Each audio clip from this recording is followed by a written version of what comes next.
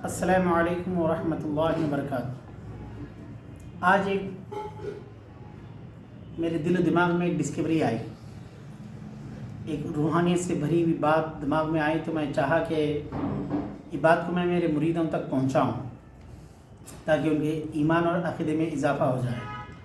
اللہ رب قدیر نے قرآن مجید میں ارشاد فرمایا، کونوا مع الصادقین، سچوں کے ساتھ ہو جاؤ۔ تو اس بات کو لے کر میں نے غور کیا تو ایک بات ذہن میں یہ آئی کہ بکری جو ہوتی ہے اس کے متعلق ایک کہاوت ہے، اور یہ حقیقی کہاوت ہے، ایسی ہی کہاوت نہیں ہے، اس میں بہت ہی ایک میننگ فل بات بھی ہے کہ ایک بکری 7 گاؤں کے سین چر کے کھاتی ہے، یعنی ایک بکری ایک جگہ چرتی ہی نہیں، وہ کم از کم 7 گاؤں چرتی ہے۔ مگر بکری محفوظ اور معمون پوری حفاظت کے ساتھ چرتی ہے تو اسی وقت اس کے ساتھ چرواہا ہو۔ اگر اس کے ساتھ چرواہا نہ ہو تو آپ جانتے ہیں وہ ایک گاؤں کو بھی صحیح سے چر نہیں پائیں گی، ایک گاؤں کے جنگل کو بھی کھا نہ پائیں گی، اور اس پر بھیڑیے یا چور اس پر حملہ کر دیں گے۔ وہ کیا چرے گی بلکہ وہ کسی کی غذا بن جائے گی۔ تو بکری محفوظ و معمون ہے اس وقت جب وہ چرواہے کی نگرانی میں ہو۔ ایک جانور جب چرواہا کی نگرانی میں ہوتا ہے تو پورا محفوظ و معمون ہوتا ہے، پوری حفاظت میں ہوتا ہے، اسے کسی چیز کا خوف نہیں ہوتا، نہ چور کا نہ کسی بھیڑیے کا۔ بس اسی طرح انسان، بکری ایک ادنا مخلوق ہے، اس کے لیے ایک رہبر کی ضرورت ہے جس کو چرواہا کہتے ہیں۔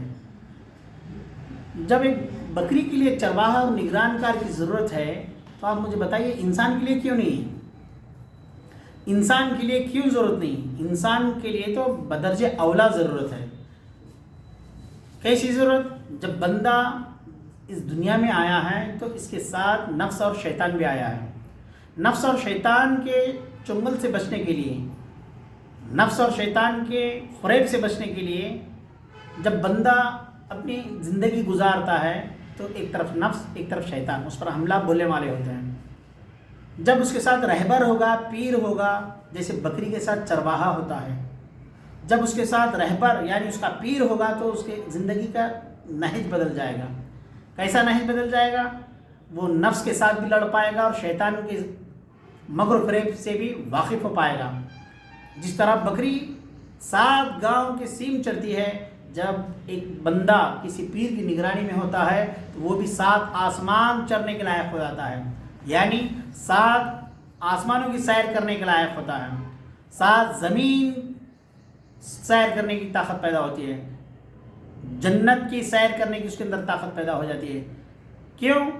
یہ خیال کرنا، یہ تصور کرنا کہ مرنے کی غیب کی کھڑکی مرنے کے بعد یا سونے کے بعد کھلتی ہے، یہ قطعاً نامعقول اور احمقانہ بات ہے۔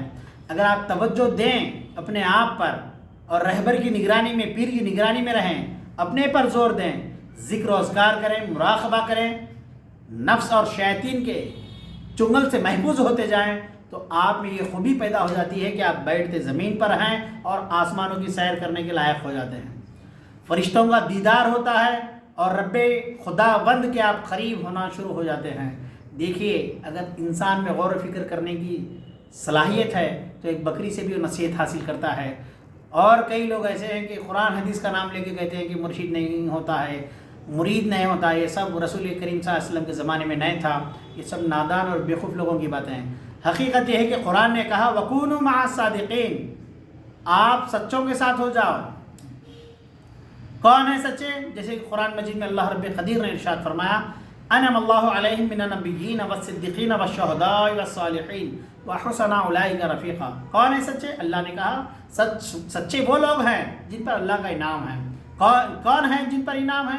اللہ رب قدیر نے کہا وہ نبیین کی ذات ہے، وہ صدیقین کی ذات ہے، وہ شہداء کی ذات ہے، وہ اولیاء اللہ کی ذات گرامی ہے جس پر اللہ کا انعام ہے۔